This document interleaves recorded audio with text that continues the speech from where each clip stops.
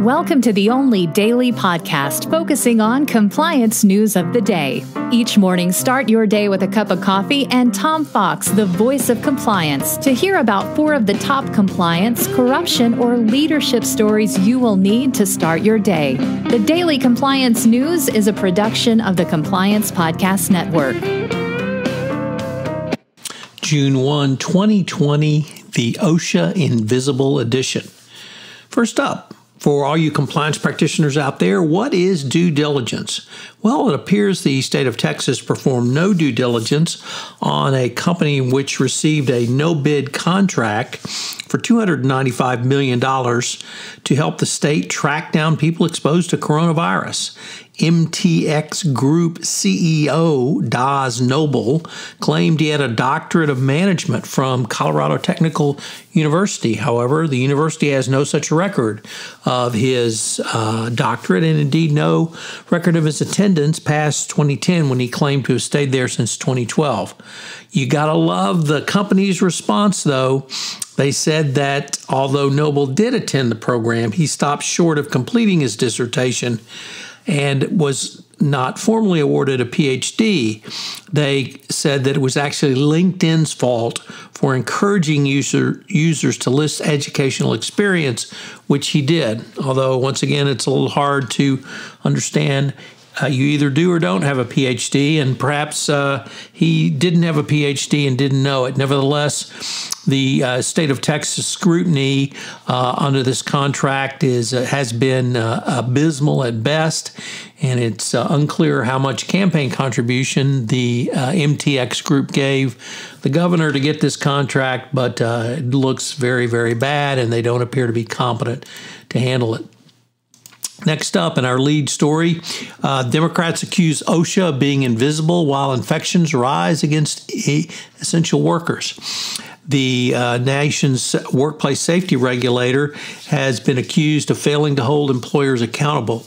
No real surprise there under the Trump administration, since they want to protect employers at all costs and have given really no protections to employers, and indeed are trying to take employees and customers' right to sue away from them. So fairly standard Republican tactic, wouldn't you say? Next up, are you worried about traveling and catching coronavirus? Well, we have the answer for you, as reported by the New York Times. While commercial air travel has plummeted, interest in private jet services surging. So I'm sure your company will pay for a private jet to ferry you around, just as I'm sure that they will pay for chief executives to receive that same service. So I think it's only fair that compliance practitioners receive this level of awareness and health and safety from corporations. So I would have the travel agent at your company check out private air services for all compliance professionals traveling for your company.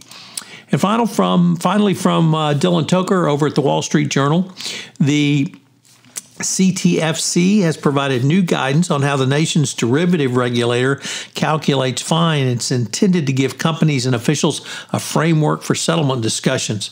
The guidance lays out the factors regulators are meant to consider when calculating fines. It was issued in the form of a memo from the enforcement director and was released publicly this month. So if you under the CFTC and you're worried about or even wondering about how the fines and penalties that you obtain or retain or subject yourself to are calculated, this is definitely the memo for you. It adds transparency to this process and will give compliance officers, I think, good ammunition when going in front of senior executives to explain the not only policies needed, but potential fines and penalties assessed by the CFTC. Welcome to June.